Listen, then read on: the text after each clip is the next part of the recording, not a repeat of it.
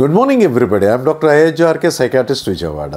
ఈ మధ్య కొంతమంది పేషెంట్స్తో పాటు వచ్చిన బంధువులు అడుగుతుంటారు, సార్ మా బాబాయ్ గారో మా మావయ్యో వీళ్ళు ఈ మద్యపానానికి ధూమపానానికి బానిసలయ్యారు, ఎడిక్ట్ అయ్యారు అంటే మానసిక వైద్యం వీళ్ళకి అవసరమా లేదా, అసలు ఎడిక్ట్ అయ్యారా లేదా ఎలా గుర్తించాలి అని అడుగుతున్నారు.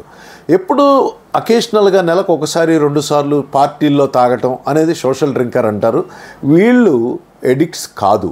అయితే రోజువారీగా మొదట కొంచెం ఆల్కహాలు లేకపోతే 2-3 సిగరెట్లతో మొదలుపెట్టి అనతి కాలంలోనే ఆ అమౌంట్ ఆఫ్ కన్జంప్షన్ అంటే ఆ ఆల్కహాల్ కానీ సిగరెట్లు కానీ నెంబర్ పెరిగిపోవటం, క్వాంటిటీ పెరిగిపోవటం, రోజువారీ తాగటం, ఉదయం నుండి సాయంత్రం దాకా వాటి గురించే తాగుడు గురించే ఆలోచించటం, ఆ తాగకపోతే విత్డ్రాయల్ సిమ్టమ్స్ ఫేస్ చేయటం, భౌతికంగా కొంచెం రెస్ట్లెస్గా కోపం, చిరాకు, ఆవేశం, ఉద్రేకం, లేకపోతే కండరాల నొప్పులు, నిద్రలేమి, మళ్ళీ తాగాలన్న సైకలాజికల్ క్రేవింగ్ అర్జీ, మళ్ళీ తాగాలన్న విపరీతమైన కోరిక, వీటి వెంట పట్టడం, ఇవన్నీ విత్డ్రాయల్ సిమ్టమ్స్ ఉన్నాయంటే వాళ్ళు ఆల్రెడీ ఎడిక్ట్ అయ్యారన్న మనం ఒక ఇది తీసుకోవచ్చు.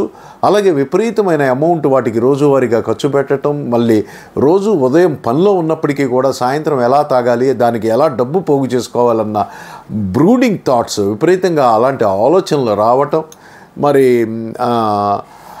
వీటికి కన్జంప్షన్ రోజువారీగా కన్జంప్షన్ పెరిగిపోవటం, అంటే కొంచెం నుండి విపరీతమైన అమౌంట్ తీసుకుంటే తప్ప ఆ కిక్కు రాకపోవటం.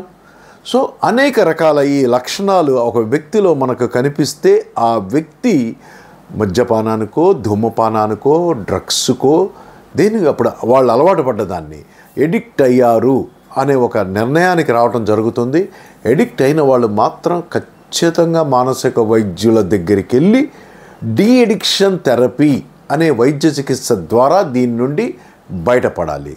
నమస్తే.